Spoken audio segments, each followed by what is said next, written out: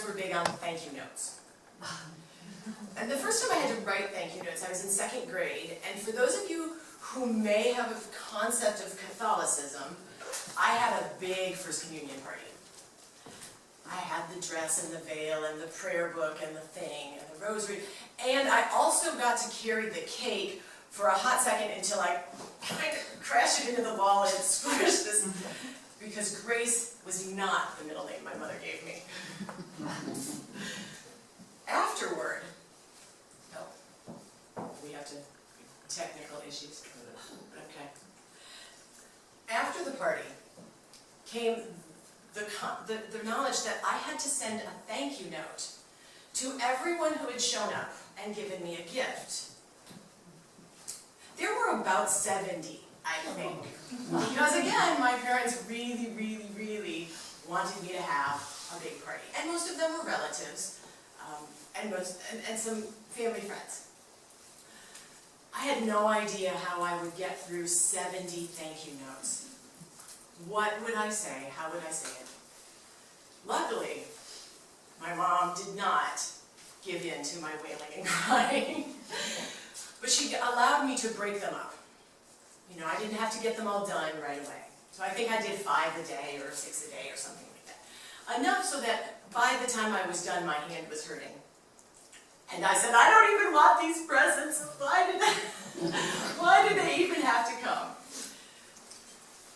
But it was good training for me to learn how to say thank you.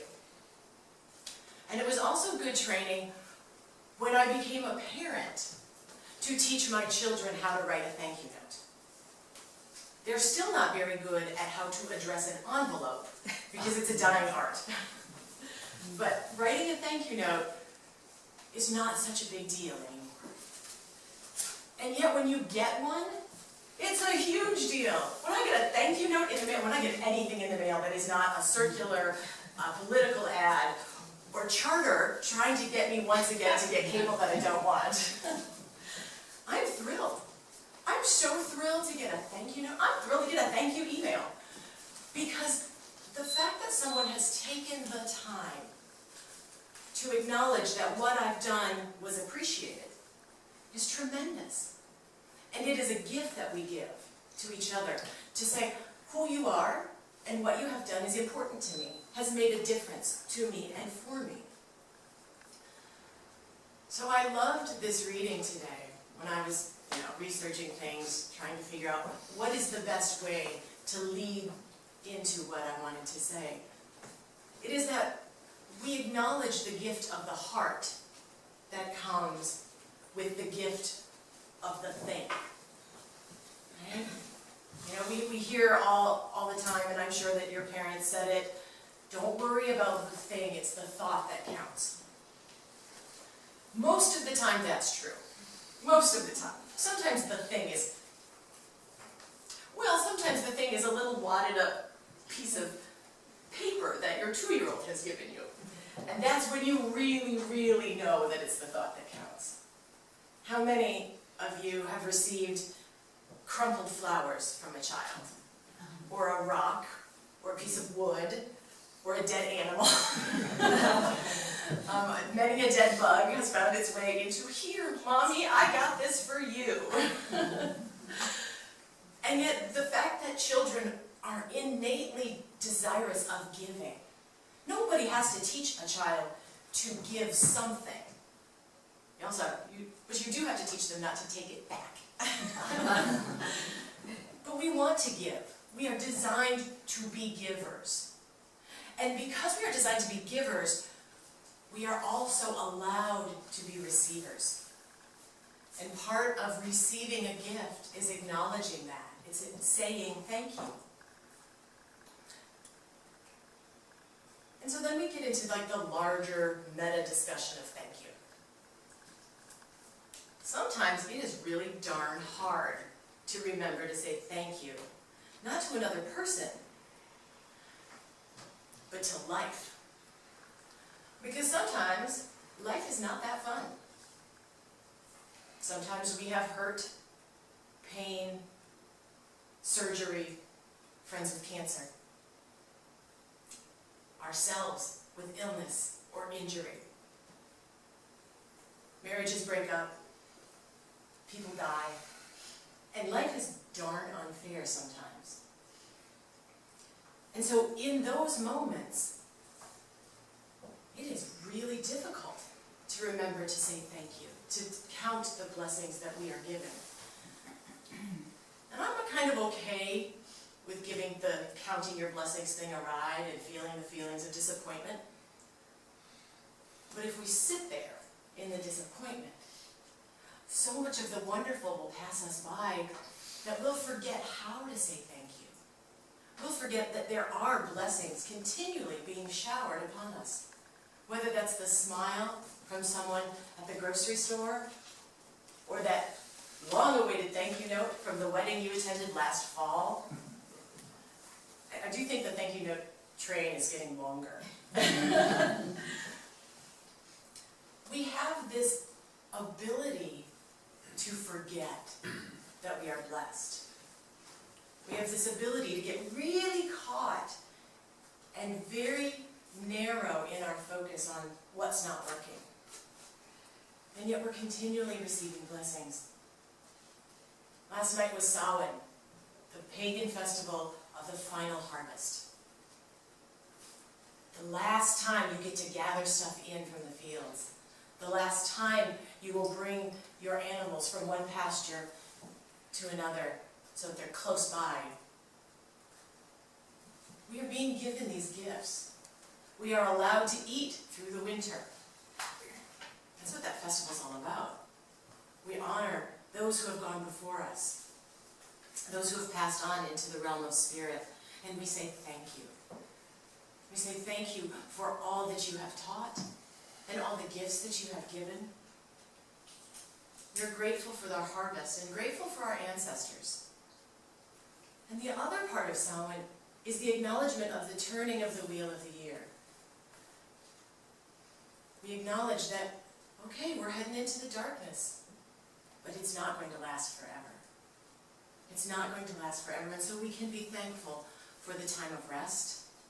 We can be thankful for the time of reflection, knowing that just as day follows day, just as season follows season, the busy time will return. The busy time of planting and growing will come back to us. So what do we do when that time of thankfulness, that time of gratitude feels really far away? When the scope has narrowed and what I really am focusing on is holding a grudge or blaming someone else?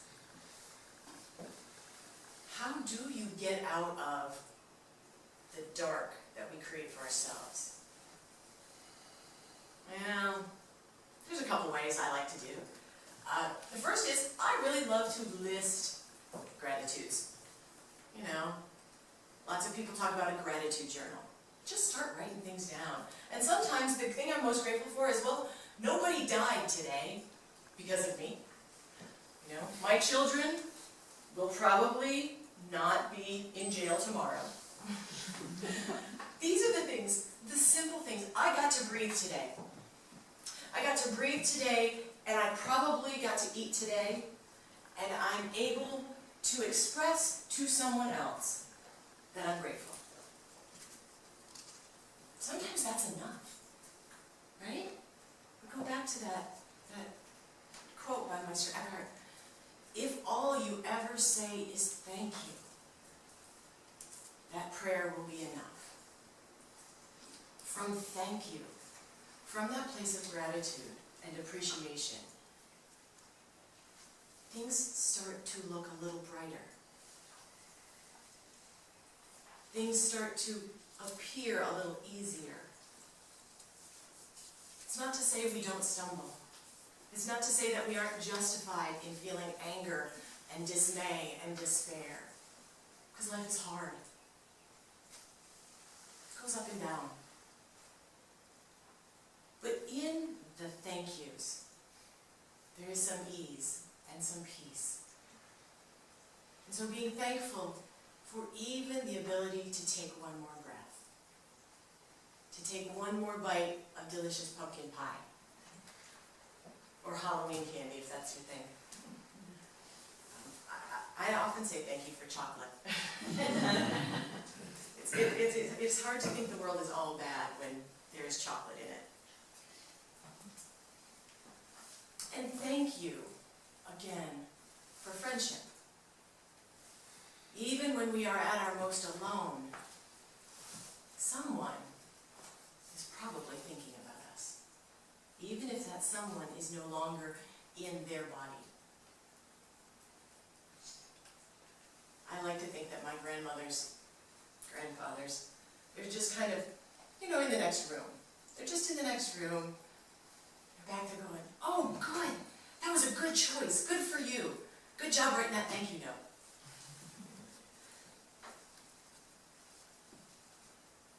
I often like to include song in my sermons. And so I'm going to close today by singing a little bit Golden Girls theme song. Because A, I love that show. There's a whole meme going around that if you could be a Golden Girl, which one would you be? And I'm going to admit right now that I'm Blanche. But I also want to express my gratitude for being allowed to be with you this morning. And for my ability to show up and kind of let things just flow through. I write notes. I don't have a fully printed sermon. I just talk. And I appreciate that you let me do that. So, thank you for being a friend. Travel down the road and back again. Your heart is true, you're a pal and a confidant. And then we'll skip a bit.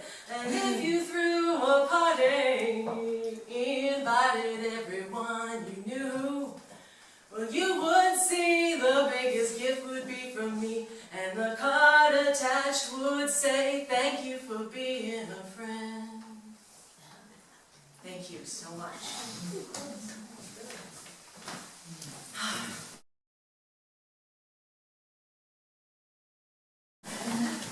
Because it's time for the back talk. So, bring on the sass.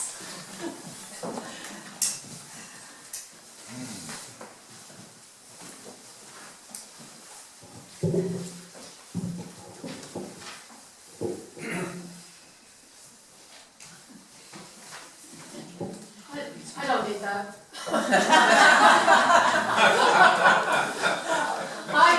I just thought that you touched on the answering thank you notes with emails. Wow, does that make me mad? With my grandchildren. Woo! I'd rather have a phone call. Okay. And I think I was horrified last year when I got a wedding invitation and you answered. It was a formal wedding invitation and you answered with RSVP with an email. Wow. And I just don't know how anybody else feels, but wow, is that awful. Times are very different, that is for sure. I think anybody over, older, but I think I'd like to know how the younger people feel about that. There you are, right there. Oh look, Answering for all young, right? Answering for all young people. I don't know. qualify this, but you have to say how old you are. Well, I'm 32, Okay, so we're still together. and I think that I think it depends. I think some people want to save cost and save trees, and I think we're just used to maybe communicating in that way. I don't know. I haven't sent out invitations for a wedding, so I'm not sure how I would do it. But I think it's good to keep in mind how sentimental it may be to have the hard copy and touch it. But I think a lot of I have friends, and it's going more and more that way to RSVPing through email, because also it's easier just to keep track of. I think if you're inviting like 200 people, it's easier to kind of keep track of, because there are software systems that'll do it for you to get the yeses, the nos, rather than maybe losing one that's a piece of paper in the trash and then you forgot that person. So I think it also has to do with being more efficient in terms of keeping track of people. But that's my 2 cents. But Thanks for representing the under 35 crowd.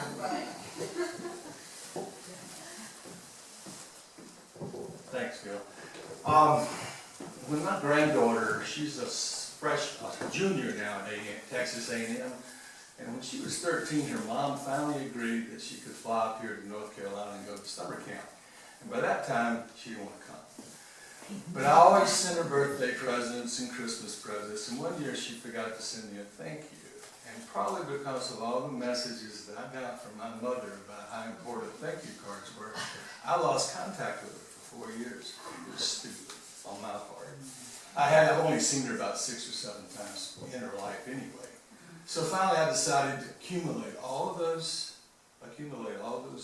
$50 and $100 gifts and send it all at once and sort of make amends to her.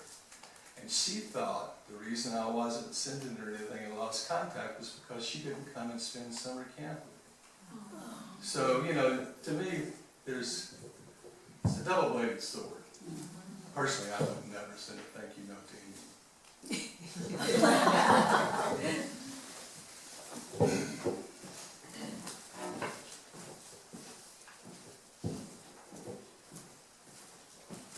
Well, I'm going to be 78 in April, but I am at heart. And I have a great feeling for the young people today because I think the world is moving so much faster for them than it is for the rest of us, or it did for the rest of us. We seem to have much more time to be in nature, much more time to spend with our families. And and everybody did it then, so that there was time set aside. And now I think it's much more difficult to make that kind of time happen. And anything that I get from my nieces and nephews and my young friends, it's always a delight to me. And if I don't get it, that's all right, because I think about them and I know they're thinking about me. And you just have to let this thing flow. You know, it's kind of a letting go of what you always knew and looking to the future and keeping in touch with those young people is so important. If they don't keep in touch with you, then I believe that I need to keep in touch with them, you know, and I hope you do too, because that's very important. We're the anchors in their world a lot of times and we don't even know it. So that's my thoughts.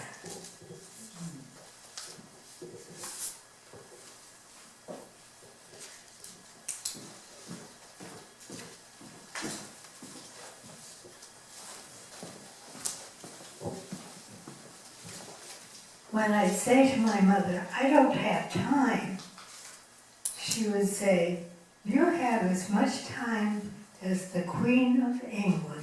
Oh, I like that.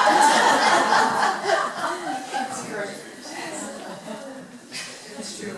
What is Elizabeth II doing right now? Having a secretary doing it.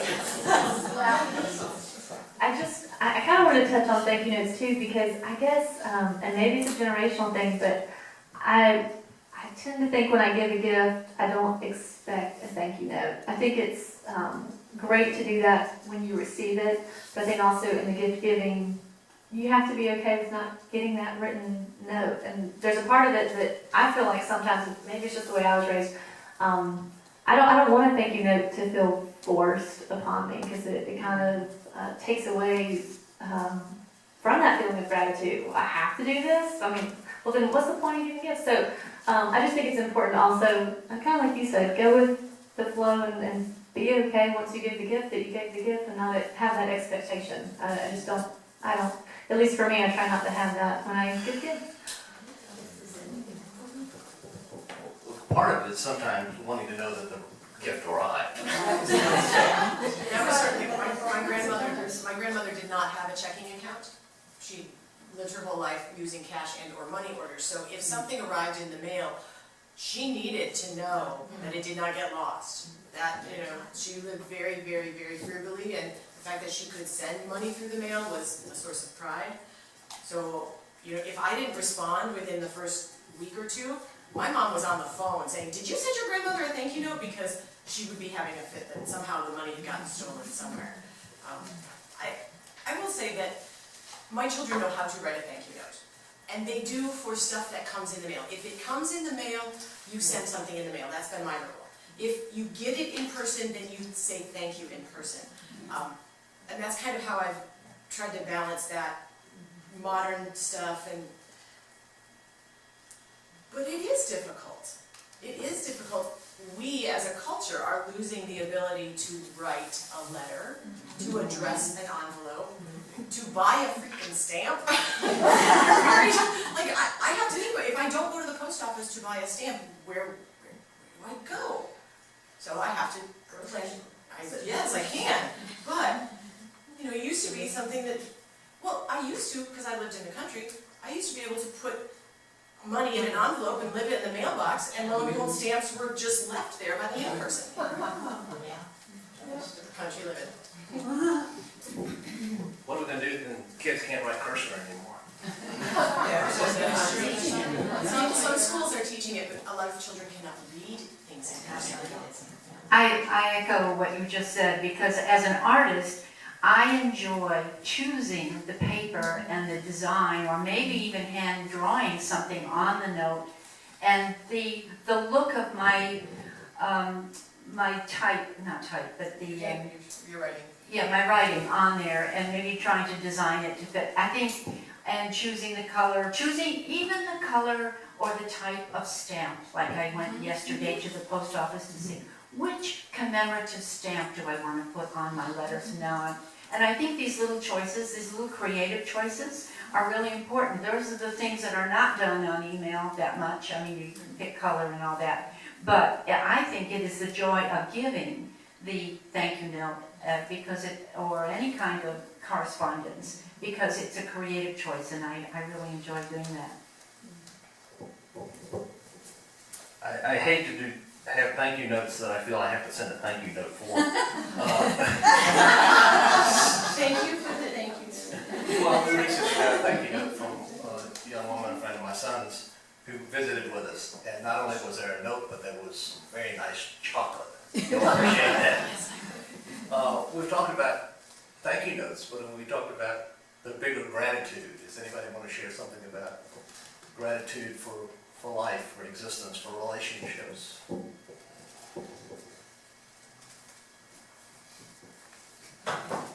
I'll speak twice for Jean. I have these things called thought letters that I send to people a lot of times, and I think those are always full of gratitude that they're just there, that they're part of the human race contributing to being here, to our being. And once in a while, I'll really sit down and write a letter. I have several older people that I write to all the time, that are older than I am, and I know they appreciate getting mail. Sometimes I just will find an article that I know they'd be interested in, and I might stick that in an envelope and send it to them. Occasionally, even a small book or something like that. I like to give gifts when there isn't any reason to give them. And I mean, necessarily, it's just that I enjoy people so much. And I recently had a trip that I took, and the biggest thing and best thing about the trip was meeting all the people and talking with them about the way they live and what they do, that kind of thing. So it's just part of being human.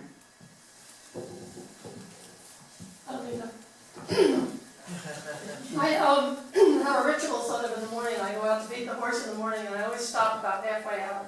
I'm sure Molly does the same thing. And I think, oh, God, isn't this a beautiful day? Even if it's raining, and isn't this a beautiful world? I look at the trees nowadays, and the sunset at night when I go out to feed, and that's my way of thinking is, I just stop for a second and say, oh boy, am I lucky. Do you say that while you shovel as well? No. That's okay. I do it by choice.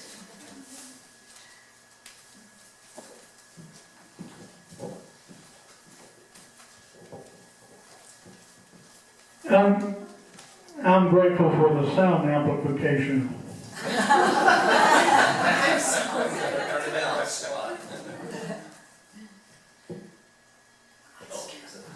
That was all of us. I was expecting you to keep going.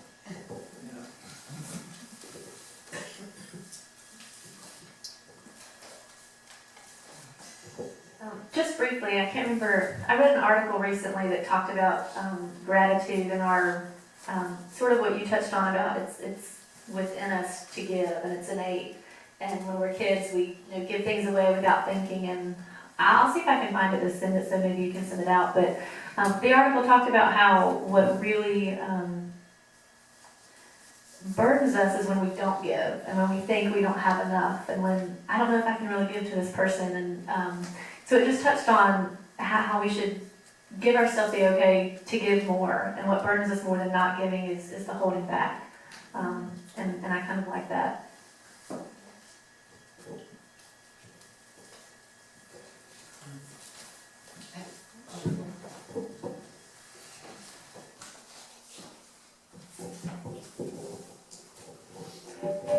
One of the first people to share a few minutes ago mentioned how emails maybe are replacing paper and ink. And for the first time in my life, something crossed my mind just as that person was speaking. I'm wondering, say, 70 or so years ago, maybe the 1940s, when maybe most Americans for the first decade had telephones. I wonder if during, let's say, the 40s, there was as much apprehension that telephones might replace the printed word as there is apprehension now, that emails might replace pen and ink. One other thing, I remember when I was in college, I was in the college bookstore and I saw a book entitled What Every Young Man Should Know. And I remembered it mentioned the thank you notes. And the book's author said, at this stage of your young and self-centered life, you can rest assured that any time the thought of sending a thank you note crosses your mind, it's appropriate to send. How about all the history we're losing by not writing notes? Think of all the letters from World War II that we all received, were kept wrapped up, and their history. We're going to lose a lot of history by not writing down what we're thinking. Because we found out you're losing mail. You never have to feel bad because you can't respond in person. We were in Western Europe recently where countries are smaller and the nuclear families are still kept close. In the United States, we are spread out all over the world, you know. So maybe the email is a blessing rather than a curse. And the long distance telephone, you know. And Skype. And Skype! Thank goodness for relationships that are based on Skype.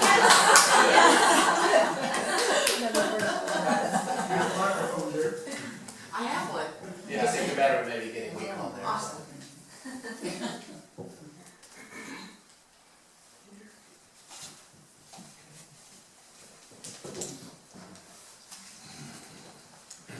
As we close today's service, I want to say thank you to Diana. It's been a very interesting conversation. I'm glad that you're all here. These are the words for going forth. And now may you go forth to do justice, to love kindness, and to walk humbly with all that you consider holy.